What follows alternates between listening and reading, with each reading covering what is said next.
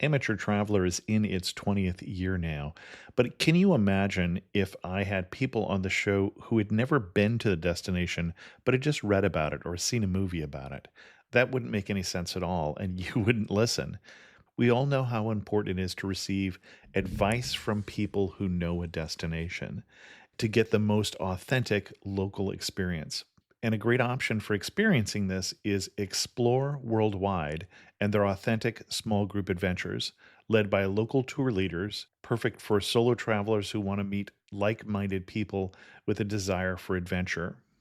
I'm often an independent traveler, but two of my last three trips were with small group tours because they organize everything and it's a lot easier. If you want to recreate the tour I did to Malta, they have a Malta and Gozo Discovery Tour. I'm intrigued by one of their tours called A Taste of Sicily.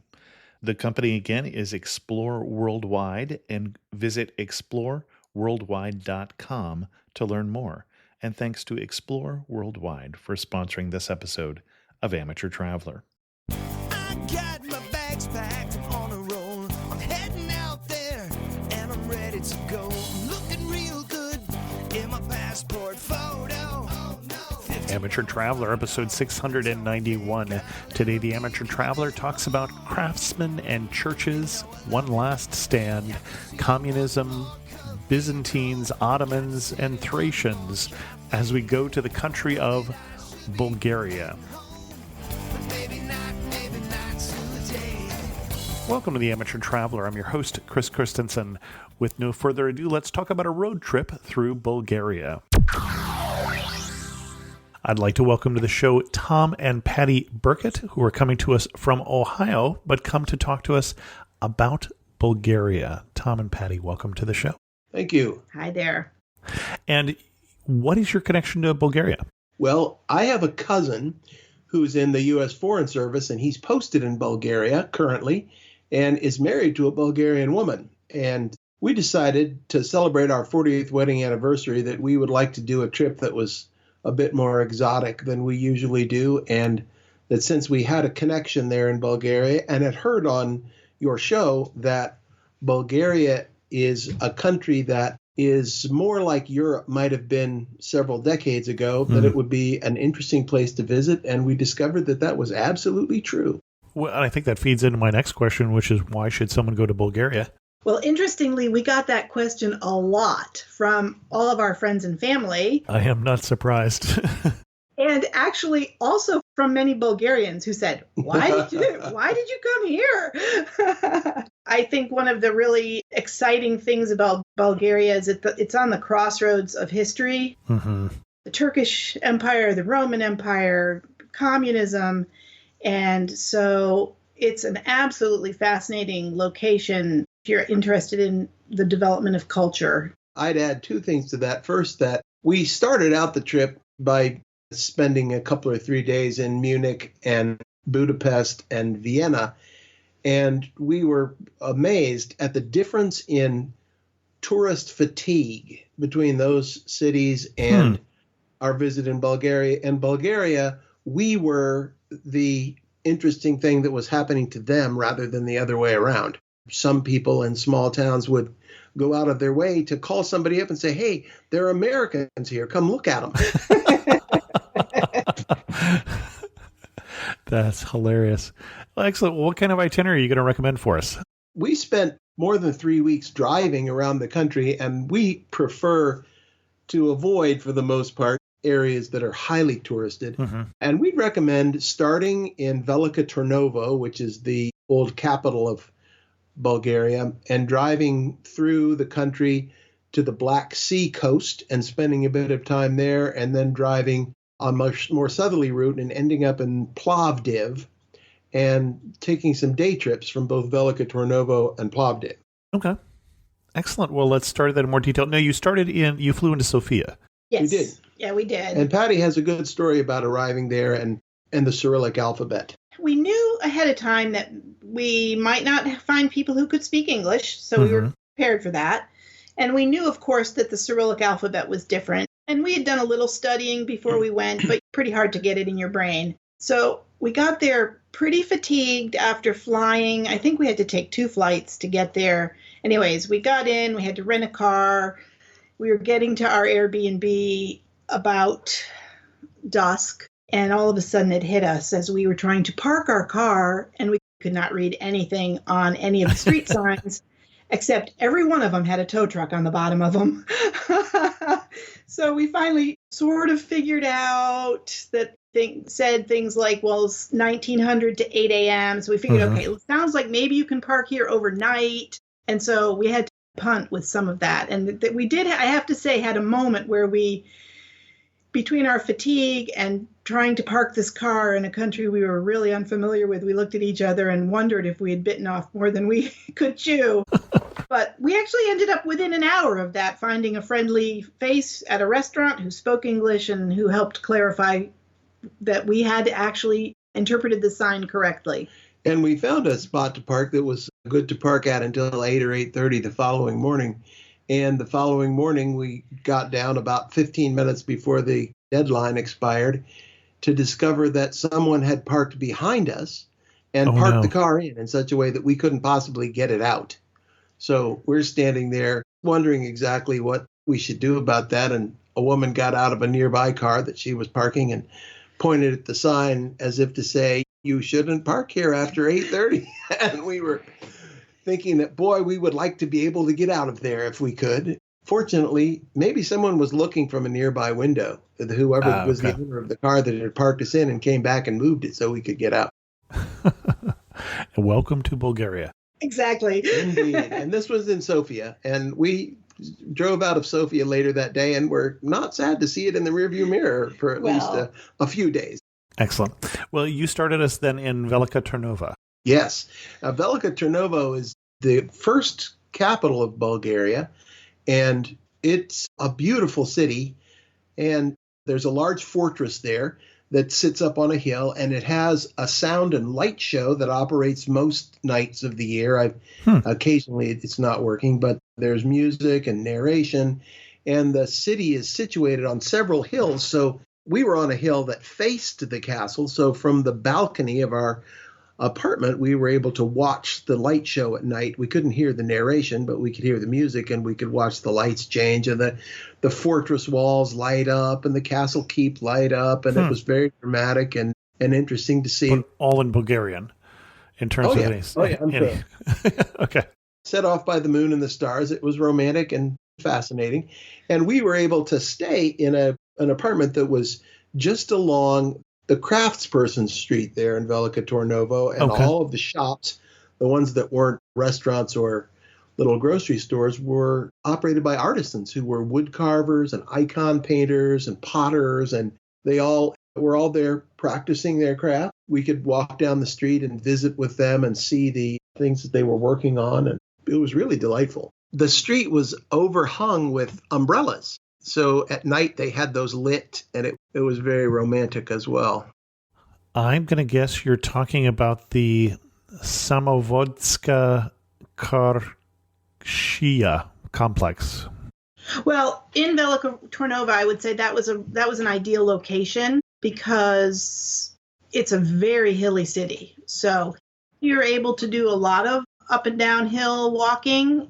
That was a good place to be your central location because we could walk to those vendors, and then there were other places in the city we could drive to, but we felt that was a great location to be centered in.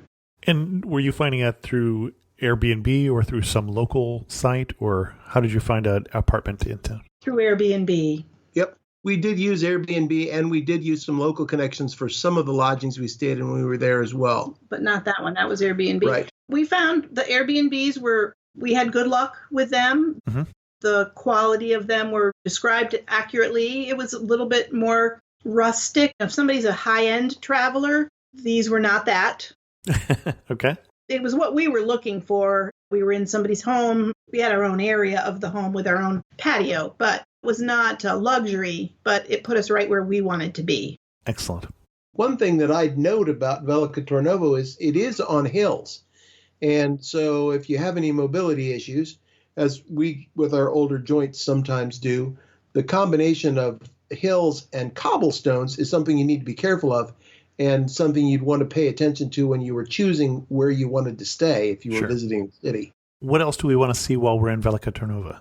While we were there, we took a couple of day trips. Mhm. On one of them, we went to visit something called the Budluja Meeting Center or Budluja Memorial. It's a gigantic assembly center that was built during the communist era to host communist committee meetings and looks like a flying saucer perched on the top of a mountain and has a big spire standing next to it, and then some monuments or sculptures that surround it at lower levels on the mountain. And it was really an extraordinary thing to visit. I would have to say, of all the things we visited, it's one of the things that stands out the most. We had to work a little bit to get to it. You had to drive quite a ways to get to it. Scattered throughout the country, there's remnants of the communist era. There's a fair amount of communist era statues. And this place is crumbling in a sense now. There's some talk of trying to restore it. But because it's crumbling, it's almost a mysterious, symbolic remembrance of the communist era. And it's huge.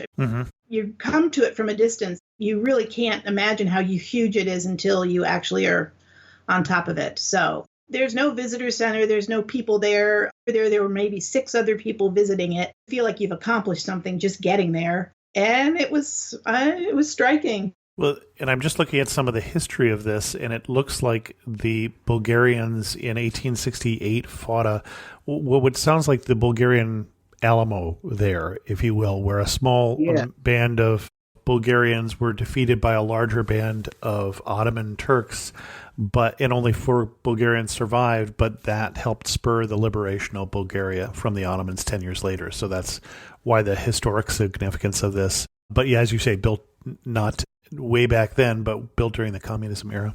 Yes, the battle you're talking about is the Battle of Shipka Pass. Okay. The monument is built near the top of Shipka Pass. We approached on this trip from the north side of the pass. When we went out from Plovdiv on another day trip, which we'll talk about a little bit later, we went up to the southern side of the pass, and there's a church there that memorializes the battle and the people killed in it. And there's some interesting stories to tell about that.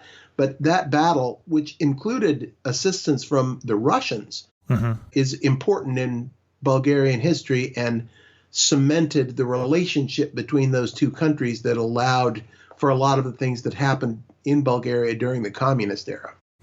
Interesting. Okay. The Bulgarians actually are certainly can't speak as a Bulgarian, but they had a warmer view of the Russians because they don't really talk too much about communism. What they talk about is the 500 years of Turkish rule. They call it the Ottoman yoke. And the Russians helped them through this battle and some other things, helped them defeat that and come out from underneath Turkish rule. That you see many, many sculptures around the country with the year 1868 on it. Interesting. From Velika Turnova, 2 other trips that are worth taking are to visit the Itar ethnographic village. And across Bulgaria, there are several ethnographic villages. They're living history centers. And each one has a different focus, but the Itar village is focused on crafts that are done using water power. So the entire village runs on a mill race that lets off water to a number of different businesses, and in each one of them, the water runs different kinds of things. There's a fulling mill, there's a sharpening place where tools can be sharpened, there's a leather working shop, several metal working shops, and in those there are artisans practicing those traditional crafts as well. This is more of a tourist-focused center, but I would say more for Bulgarians than it is for people visiting from outside the country, so they can learn about their own national craft and history. Okay. And the other place that we visited on a day trip from Velika Turnova was Triavna. And Triavna is at the foot of a mountain pass, and a number of cities in Bulgaria at the foot of mountain passes got a special dispensation during the time of the Ottoman rule. If they were willing to protect the mountain pass from incursion, then the Ottomans would leave them alone to run their own business and run their own government. And so those cities were places where a lot of national history and culture were preserved because they were not subject to those Ottoman influences during that time. And Triavna is a center for icon painting and wood carving. And we enjoyed visiting a couple of places there that were really outstanding examples of wood carving art, including a house that was built for a merchant that had carved ceilings that resulted from a contest between a master carver and his apprentice. It's a really entertaining story, but it's maybe a little too long to get into here. Okay. Where to next? Oh, one more thing I could say about Triadne is that there is a national folk school there where they teach a variety of different arts. And one of the things we enjoyed while we were there was wandering through town and seeing groups of students everywhere out on the streets working on their class assignments. They were sketching or painting or studying wood carvings or stone carvings that were parts of the buildings that were there in the city. And it seems very much like a town that has its own life. And we were able to walk through the school, and part of it is working as a school, and part of it is preserved, showing what the school was like a century ago. That was fun to see. And there's also a gallery there that has rotating exhibits of national artists, and that was fun to see. Excellent. After we left Velika Tarnovo, we spent a few evenings there and then took these day trips. Then we drove east through the countryside, and our destination was the Black Sea coast. But on the way, we drove through the town of Kotel, which is a traditional center for weaving. And we were looking for a museum there that had both wood carving and weaving in it. And we first ended up at another national folk school that had a big section that was under construction. And they chased us off and said, no, this isn't what you're looking for. We found the museum, and spectacular woven goods made from mostly sheep wool, some goat hair, dyed with natural dyes. And there were rooms that were covered with floor, wall, ceiling, and stacked up on every shelf you could see. And the variety of color was really an eyeful. Now, I think it might be important to say, because when you describe that as a museum, a lot of things are, again, stepping back in time. They're rustic. They're not as developed. Mm-hmm. There's not the infrastructure. So this museum, which was full of lots of, like Tom says, really beautiful things to see, was really basically a 2-story house. It was a craftsperson's house, yeah. With about 4 or 5 rooms. And there was not a lot of interpretive signage or anything. Mm-hmm. But again, I think when you go to a place like Bulgaria, part of it is the quest and being satisfied with yourself for finding these things and feeling like you're someplace that maybe not a lot of people have ever been there. Or you can't go in with Western expectations of, I'm going to have wonderful signs that are going to tell me everything about what's here. It's partly the adventure of finding these things and then maybe using Google to look up what some of them are. Or Google Translate to read the signs. That's right. And when you talk about a quest, I'm guessing that given you had trouble finding some of these places, that you decided that you have a love for craft and that sort of things, and that's why you picked out these places and were seeking them out. That it wasn't just that you stumbled across these places. Tom's a big planner before we go, did a lot of research before we went. And so, yes, some of these towns we went to for that very reason. We'd heard, I'd say, a combination of the crafts work, but also culture. I think we have a real love of learning about how a culture developed, what part of the culture, what were the roots of what you're seeing today? Where did the culture that we're seeing today come from? Mm-hmm. Probably for me, the 2 most satisfying things about this trip was, first of all, to learn about an entire history that I had not been familiar with before. I said when I came back that my world history education was sorely lacking because it ignored everything that happened in Bulgaria in the course of 500 years. And it's a really rich and interesting history they have there. And the other thing that I really enjoyed was the difficulty that we had in finding these places. And difficulties may be a stretch, but the work that you had to go to find them really gave us a sense that we were entering into the culture of this place rather than looking at a cultural picture that had been constructed for us by someone so that as Westerners we could understand it. It was the real deal. Where to next? We went on along east to the Black Sea coast, and since it was our 40th wedding anniversary, we decided we were going to do something that was a wedding splurge, and so we went to the resorts. And 2 resorts, Nesebar and Sozopol, along the Black Sea coast. And we didn't understand when we decided that we would do that These resorts are resorts from antiquity. Oh, okay. The first place we stopped in Nesaber was nicknamed the city of churches or the town of churches. And there were dozens and dozens of churches and chapels that had been built over 1,000 years, mostly having to do with the sea and the industry of voyaging and fishing. And the sailors who would go out never knowing if they were going to be coming back again, and the people who both mourned them and anticipated their coming back. But it's a very, very old town. And most of the buildings in it are constructed of stone, and some of them are ruins, and some of them are still in use. It's a relatively small area, easily walkable on foot. And when we pulled in, we got to a gate that said, oh, you're only allowed past here if you have a permit. So we called the hotel we were staying. They said, oh, yeah, you have to park in that parking lot, and we'll send somebody down to get you. And that's one of the pieces of advice we'd give to anyone who's going there is make sure you find a place to stay that is in that Nesaber old town, because you can easily get around on foot, but it's difficult to get to in a vehicle. Right, if you can even get in there. I mean, you have to have a pass to be able to get into the old town. A less expensive option would have been to stay outside of the town and say, oh, well, we'll go in there for a day trip. But really, one of the charming things was being there overnight, seeing it quiet down for the evening, and then wake up in the morning. There are plenty of tourists who do come just for the day. It was quite special being there overnight.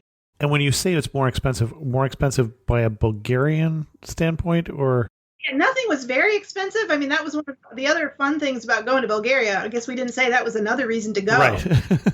Your money goes a long way, and so you get to do a lot of things style that you wouldn't normally be able to do them if you're somewhat of a budget traveler.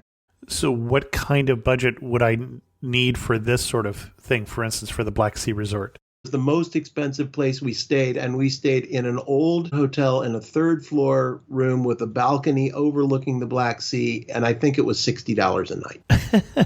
It was one of the most expensive rooms in town. Yeah. And we could walk from there down to the Black Sea. It was September, and it had been cold before, and it was going to be cold and rainy. I mean, not really cold, but the weather was going to shift. But that evening when we arrived, it was 90 degrees, and I was like, I am here. I am swimming in the Black Sea. And so we walked down to the beach there, and we were able to swim in the Black Sea, and that was a thrill just to be that close and have that as a possibility. Now, I will say, Tom said we chose to stay in the resort areas. I think it would be important to say, to not get confused, there are some modern resort areas that I would recommend not going to.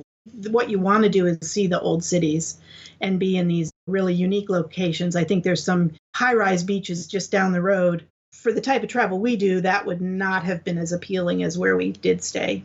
And I didn't quite find where you stayed on the map. I know a lot of people talk about going to Varna, but you're further south. Yes, it's Nesaber, Nessebar. Okay. Got it. And there's also a really great archaeology museum there. I mean, their history goes back to the Thracians who were there 5,000 years ago. The range of history that you're also getting to see antiquities from is mind-boggling for an American. Yes, we had advice from a couple of people that in some of the places we went, it would be a good idea to hire a guide. And we did here, and it was in Nesaber, and it was a man who was on the staff of the archaeological museum there. And he walked us around town to a couple of the old churches and told us about the history and walked us through the museum. And I don't know if other people are like me, but I began to get museum fatigue. And you see a lot of old pottery things and old stone things and old wood things, and pretty soon, it's just another old pottery thing, even though it's it's a fascinating artifact from 5,000 years ago. And he was able to tell the stories of these things and really bring them to life for us. There was a display that showed types of anchors that had been used along the coast over the course of 6 millennia. Okay. And the oldest one there was a rock with a couple of holes punched in it and then sharpened sticks stuck through the holes. And he said, oh, yeah, we took that out and tried it. It works really well. When I got here, these people from the museum taking these things out and trying them in the harbor. But one of the things we enjoyed in our time with him is that we had a long conversation about the Orthodox religion and about religious practices over the history of Bulgaria, and how how those had both influenced the culture and been influenced by the culture. So taking the opportunity to talk with a local person really gives you an opportunity to enrich your understanding of why a place is the way it is. Well, and I think especially when it's a culture that you don't have a lot of knowledge about, and there were things that were foreign enough to us or confusing that we had questions that would come up. We would ask each other questions about, why do you think this is important? So to have a half a day spent with a smart local person to answer some of those questions. Who could speak English. Who could speak English, right? Was really nice. And on a longer trip like that, we were there for 3 weeks. It was a chance to ask some clarifying questions, so I would recommend a guide. It's not something we'd ever done before, and I wouldn't want one all the time, but it was helpful.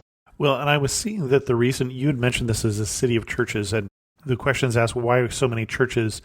And what we didn't say is this dates back to a time in the Roman Empire, what we now call the Byzantine Empire, after the fall of Rome, but they called the Roman Empire, where this was a place where the emperor would send people that had gotten in trouble with the emperor, but he didn't want to kill them. And so they were in exile here, and they all built their own family church because they were wealthy people who had gotten in trouble with the emperor. If you weren't wealthy, when you got in trouble, you got your head chopped off. And so that's why there used to be more than 40 churches on this little island. Yeah. Yep. Wow. Well, we didn't hear that story when we were there, but that certainly does explain why there were so many of them. And by gosh, there were a lot of churches. Yeah. Well, and it sounds like not all of them even are in existence anymore there. So there used to be more. A lot of them are ruins now. And we can move along from Nsaber. The young man we had as a guide there recommended to us we might want to stop in this town as we were moving south along the coast called Pomori, which was his hometown. He said there's a salt works there that's really interesting. And so we did. And we left Nsaber and we headed south. We were headed down towards Sozopol.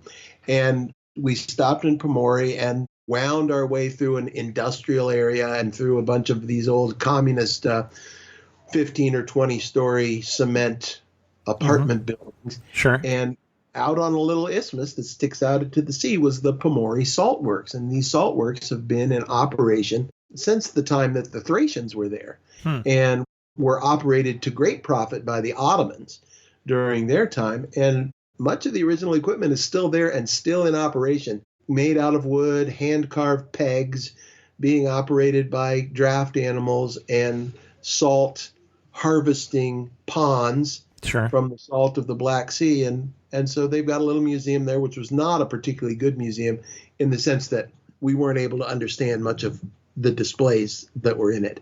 But it was really interesting to see the equipment and to see it operate and to bring home with us a couple of big handfuls of salt from the Black Sea. Our salt shakers are filled with salt from there now. Indeed they are. Ironically, you haven't heard the episode that the listeners will have heard last week because from where we sit in time, it won't come out for 4 weeks. But we talked about the saltworks in Taiwan just last week. So interesting. Wow. Yeah. Well, salt was an important commodity. It was. Your salary, whether you were worth your salt, both of those words in English talk about the value of salt in that time period. So we went on down the coast from there to Sozopol, which is another historic fishing town. But it has, at least in our experience, much more of a art sense to it. And there was a lot of contemporary work being done there by artists. And as you walked through the town, there were a lot of galleries and a lot of stunning views and a lot of really nice restaurants. It seemed to us a bit less historic than Nsaber, but still quite ancient and quaint. You know, as you drove around or walked around the street that was the perimeter, pretty much everything was a hotel, and most of them had a really nice restaurant in them. So a lot of choices for nice dining, good seafood. And again, that was probably our most expensive meal. Yeah, it probably cost $35 or $40 for the two of us to have a meal with several courses and 2 bottles of wine. Yeah. And good food. Yeah, delicious seafood. And dessert. And yeah, maybe the best thing we had on the entire trip was homemade ice cream that was made with figs and walnuts. Oh, it was good. We ate fresh figs for the first time on this trip. I had never seen a fig growing before, and they were really really quite tasty. You were thinking they just came in Newtons? Yeah, that's right. Born of Newtons. So we enjoyed our stay in Sozopol, and it was rainy most of the time we were there. We had good views, so the sky wasn't too low, but it wasn't suitable for going out and getting into the water the way it had been in the Sabre. We enjoyed that. So we headed back inland, back toward Plovdiv, and along the way, we stopped in the city of Yambol, which I think a lot of people would miss if they weren't cultural explorers the way we are. And Yambol's attraction is that there's a 10th century mosque there and a market that was associated with the mosque, or the culture that constructed the mosque. Neither one of them is still operating as originally intended. The mosque is closed and the market's been turned into a museum with some shops in it. But the mosque is stunning. And on a sunny day with the sun shining on that spire was really something to see. And the market is also very attractive. And the museum inside it is really interesting to see for two reasons. One is that there was a local archaeological expedition that found some really unique artifacts. And I can't tell you what they are because we saw too many museums on this trip. But the other thing that was interesting is they have there a large display of kukri costumes. And kukri is a dance style that has a folklore that goes with it that's practiced in a couple of areas of Bulgaria. Okay. And the costumes and the masks for it are very elaborate. And in this museum, there are a number of costumes and masks dating from different historical periods. And they were really fun to see. And the woman who operated the museum, when we walked in, there's a meeting room on the first floor of this market. And so we walked in the meeting room. There were some displays there around the wall, and we were looking at them. And this woman came over and said, well, would you like to see the museum? It cost 10 leva or whatever it was. And we said, well, is it worth it? And she said, oh, yes, it's worth it. She said, I'll walk you through.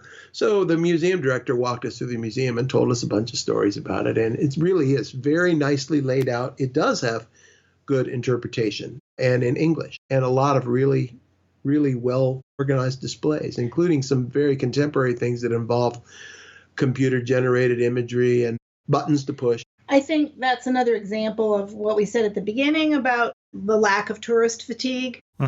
You walk into a place like that and they're delighted that you're there. They have something they want to share. And if they speak English, they like the chance to practice their English. Sure. It's a charming feeling that you feel like they're really happy that you're there. And it's a nice feeling. Well, and you mentioned masks, and I'm looking at some of the photos of the kukri masks, and they're not just face masks. They're whole elaborate heads in the decoration to look like animals to scare off evil spirits. It looks quite unique. Yes, and some of the masks are 3 and 4 feet tall. Right. They're more like headpiece. Yeah, that's true. That's a better description. That's true. Interesting. We enjoyed that. And my cousin, who is there working with the State Department, said that they've had the occasion while they've been there to go to a couple of kukri festivals and see these costumes and masks being used in the actual festival celebrations. And he said it really is it's a spectacular thing to see.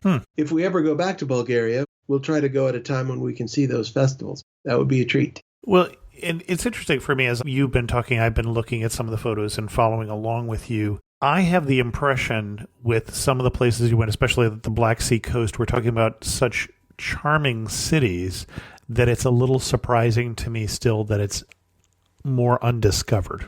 I don't know if you had the same reaction. I definitely agree with that. I think that was one of the things we hoped for when we went to Bulgaria. And I think especially on the sea coast and Plovdiv too, which is discovered, you still feel like you've found something great that nobody knows about. And you're getting the chance to be there and see it. And actually, even some of the Bulgarians we met in different parts of Bulgaria, many of them said, oh, you're going places I've never been.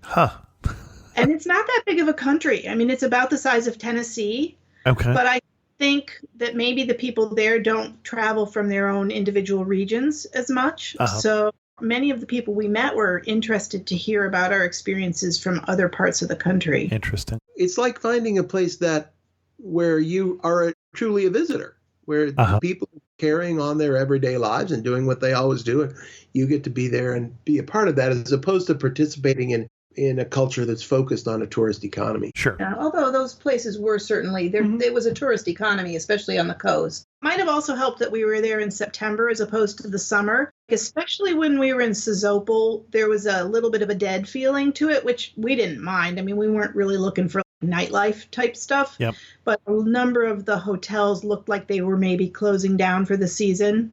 That's something probably to be aware of, depending on what time of year you're traveling and you're actually looking for. Mm-hmm. Well, the other thing is, if I use the term undiscovered, I really mean from a U.S. point of view more. So this region was the hot spot before the Iron Curtain came down. If you wanted to vacation and you were in behind the Iron Curtain, the Black Sea coast was one of the places that you would go.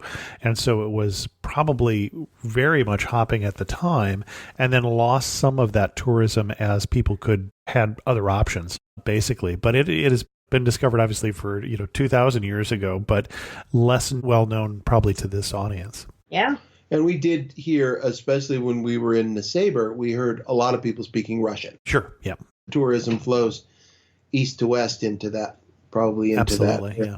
It's a little side comment to that is when we were in the Sabre, we stopped to hear some music being played at a street cafe one night, and it was a Bulgarian singing an all Beatles program. Okay. And there was a table of very loud Liverpudlians who were encouraging the singer on and singing along. It seemed entirely out of context in a very funny way. That's funny. Now, you had mentioned a story about a church you visited up in the pass when you were in the Plovdiv side of the pass, but you were going to tell part of that later, and I don't remember what you were going to tell later. Oh, right. When we get to Plovdiv and talk about day trips from there, we'll talk about that, and we can move on to Plovdiv because that's where we're headed right now. Well, Plovdiv's just amazing. And I think, this year in particular, it was the cultural city for the EU. Oh, okay. European Capital of Culture. Yes. And I think that's something important to know, that Bulgaria is part of the EU. So there are certain areas where you see sort of development money coming in. Sure. Which is, I think, making it more tourist friendly. And especially when you're driving, they use consistent road signage, with the rest of the EU. So there's some things about that are helpful, So Plovdiv was all spruced up. This is its year. When you say this is its year, you mean 2019?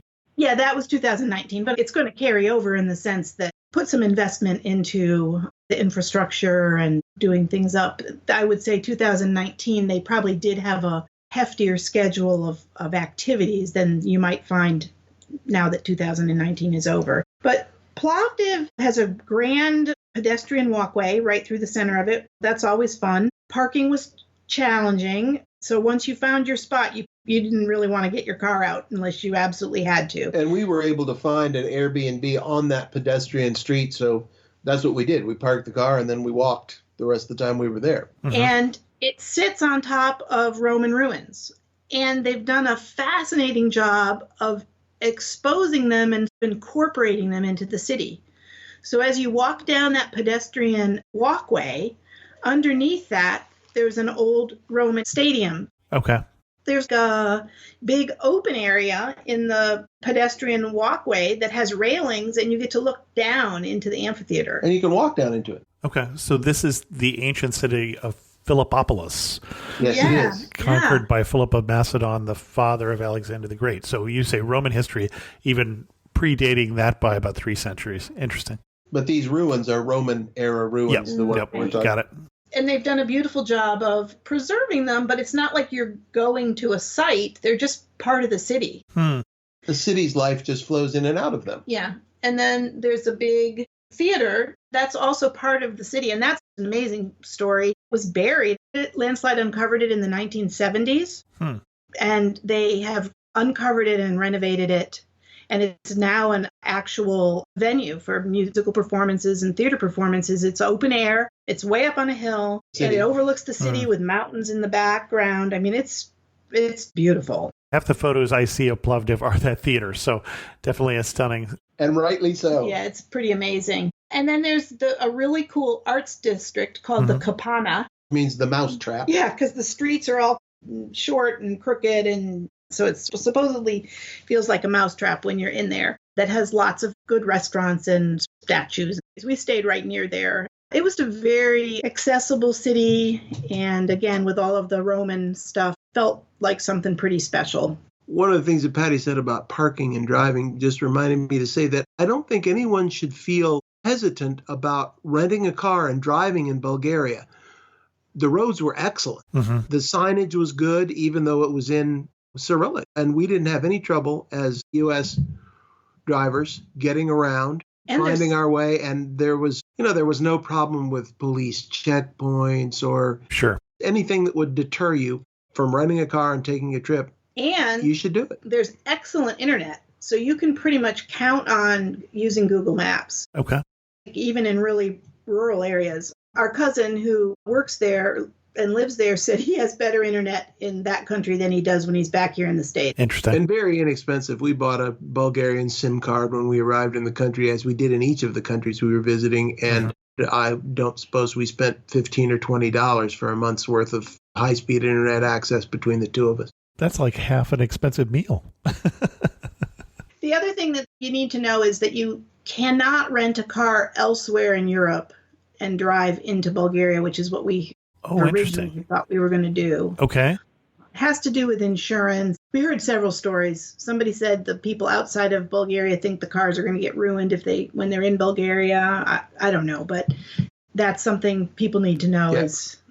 We flew into Sofia and then rented our car. And we Okay. understood from the car rental agencies that you can rent a car in Bulgaria and drive out, Huh. but you can't rent a car out of Bulgaria and drive in. Okay. All the cars there are manual transmission. Sure. You can get automatic transmission cars. Pretty much true in Europe. Yeah. By default, you would expect a manual transmission car, and you can reserve an automatic often or a robot transmission. That was one I had recently, which is halfway in between, almost like an automatic, but not good. Back in the 70s, Volkswagen offered something called an automatic stick. Yeah, this is like that. Exactly. From Plovdiv, there are 3 side trips that we'd recommend. One of them is to see the Thracian tombs in Kazanlak. And the Thracian tombs date back about 5,000 years. And this was a culture that came in from southeast of what's now Bulgaria and settled there in some of the fertile valleys and raised a lot of wine. And at least to hear the Bulgarians talk about it, drank as much as they raised because they were notoriously drunk Thracians. But the wealthy Thracians built tombs. And we went to visit the one in Kazanlak, which is probably the most well-known of them. Can't actually go into the tomb. The tomb's closed because they don't want to damage it, but they built right next door to it an exact replica. Okay. 4 or 5 people would be cozy in there. But the walls are decorated with frescoes and the ceilings are painted, and it's really interesting to see. And you go through a little tunnel to get into it. And they have a few little displays of funerary goods that might have been found in those tombs. But there are a lot of those around that area of Bulgaria. And as we drove on the roads, we saw they're mounds, so you can recognize them as you're driving past. And we saw a good half dozen or 8 of them. And the museum has preserved and operates 4 or 5 of those that you can go and visit on a schedule and with tour guides or without tour guides. So that was interesting. And then that was on the way to see the church in Shipka, which is on the south side of the Shipka Pass. This is a Russian Orthodox church. It's just what you would imagine. And again, if you look at pictures of Bulgaria, I'd be surprised if this wasn't one of the first 2 or 3 that popped up. The Shipka Church, which has the gold onion domes painted, and it has a massive set of bells that were cast from the bronze shell casings that were recovered from the Battle of Shipka Pass. Okay. The Bulgarian martyrs who died at the Shipka Pass battle are all interred in the crypt of the church.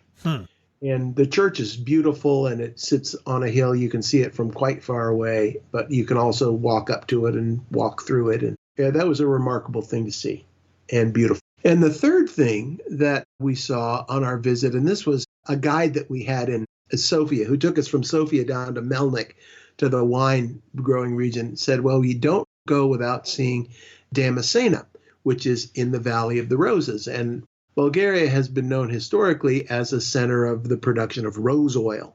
used for cosmetics and a variety of other purposes. They grow roses there, and then they distill the essence out of the roses. And she said, go see Damasceno while you're there. So we went to see it, and it is a project that's been funded by the European Union, and it is clearly intended to be a tourism generator. And so we drove up, not the worst roads. The worst roads we drove in Bulgaria were the ones up to Buzluja. But the second worst roads, I think, were the ones into Damasceno. And at one point, we drove into a small town, and the road was closed, and there was an arrow directing us out of town. And we followed the arrows, and it literally took us out into a cow pasture with a herd of cows in it. And we were driving through the herd of cows until we got to following the arrows, and eventually it directed us back to the north side of town. They had closed the road all the way through town because they were doing some sort of excavating work.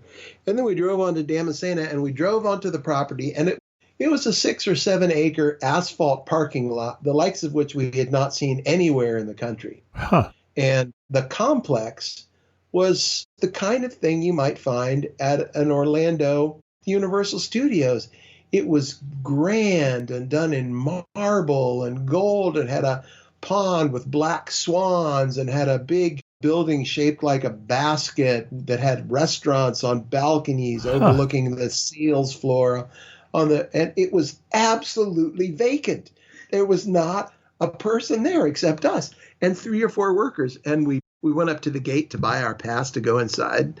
And this young man who was selling us our tickets, I said, well, could you show us around? And he said, I really can't, because I'm the only person working, and I can't leave the admissions gate here unattended. And this was a funny thing. His English was very good. And Patty said, well, your English is really good. Where'd you learn it? And he said, in school. Where would anybody learn their English? That's an interesting generational thing. So people of a certain age, older than a certain age, all their second language is all Russian during the communist era. So Sure. Generally, if you seek out the younger people, most of them will speak English if you're looking for help.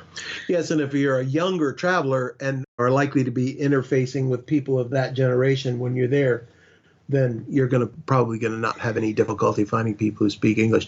But anyway, this complex, the Damasceno complex, was really beautifully done. And it was interesting. It had good signage in multiple languages. The menus looked good in the restaurant. There was no one there serving it.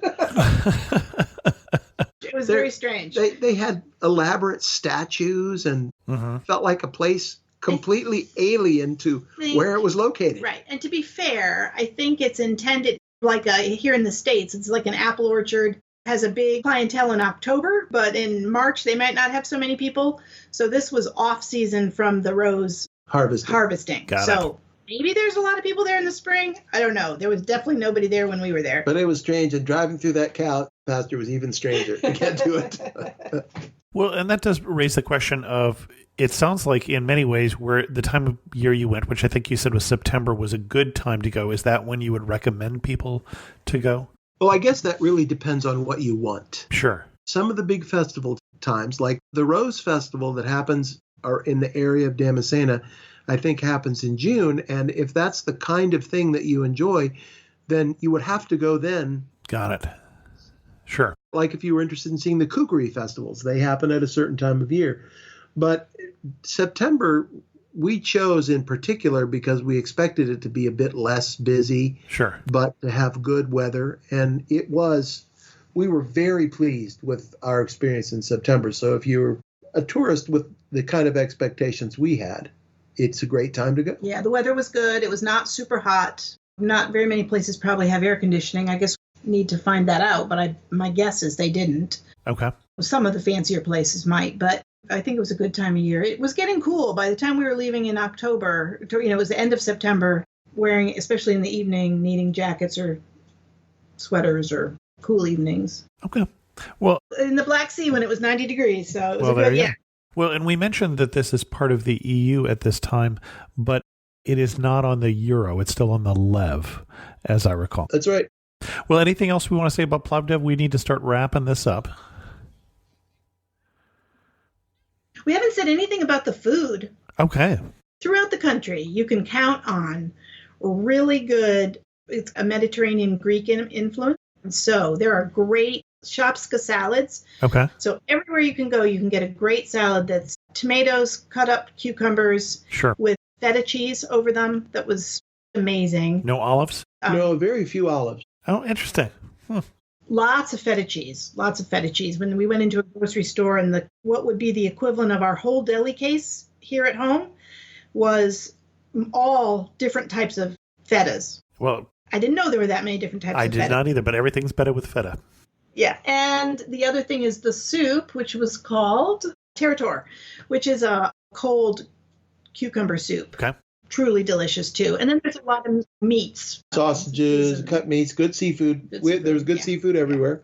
We had tripe soup as well. Tripe soup is very popular. It's maybe a national dish. And we didn't say much about this, but there are Orthodox churches everywhere. So Sure. that's a big part of what you see. And they're too. beautiful. They're grand. If you're someone who appreciates church architecture, they're worth seeing. Excellent. As we go to wrap this up, you are standing at the prettiest spot you saw in Bulgaria. Where are you standing and what are you looking at? Well, I guess I would have to say looking out across Plovdiv from that Roman theater. Okay. Patty, different answer? Another part of our trip, we were in the Rhodope Mountains, Okay. and we got to stay up in the Rhodope Mountains in a cabin, and it was beautiful. Okay. Excellent. And one thing that makes you laugh and say only in Bulgaria. There's water everywhere, water spigots everywhere, and it's good water. So in the city of Sofia, there's these hot thermal water, public water fountains that people go and collect water from day in and day out. They run 24 hours a day. And in the countryside, we didn't figure this out until we got to talk to someone who knew. There were picnic areas around springs coming out of the side of the mountain. Somebody had tapped a spring, and there was a spigot coming out with water running, again, 24 hours a day. And we found out it's a wonderful tradition of when someone dies in a family who's important to people, they tap a spring and build a little picnic area there. And it's maybe the equivalent of like an eternal flame for us. The thought of the water running forever in honor of that person. Interesting. People who live in the cities will go far out into the mountains to find a place where there isn't one of these spigots, and they'll build one there. Yeah. And then they'll maintain it, and their family will maintain it. And so some of them were very elaborate. We passed one that had a table that had a cloth on it, and someone told us, yes, somebody comes and replaces that cloth about once a month. Interesting. And if you had to summarize Bulgaria in just 3 words, what 3 words would you use?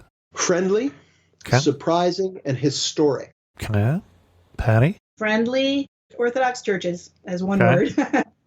And a deep history that I was completely unaware of before I got there. I know that's more than 3 words. Sorry, We'll give you Orthodox and history. That's okay. Excellent. Our guests again have been Tom and Patty Burkett, and don't have a blog, so we won't send you off to their blog, although if you want to hear more of their voices, you can hear them talking about RVing in the U.S. on what podcast? The RV Podcast. And it's not our podcast, but we do a 5-minute segment at the end that's called Off the Beaten Path. Excellent. Well, thanks so much for coming on Amateur Traveler and sharing with us your love for Bulgaria. Thank you for running the podcast and providing us with such useful and interesting information, Chris. Well, you're most welcome. In news of the community, again, I'm planning on launching a Patreon to help support the show and defray some of the costs of editing and those sorts of things. And there should be a link coming up, as well as an email to the email list with more information about what you'll get as you support Amateur Traveler at various levels.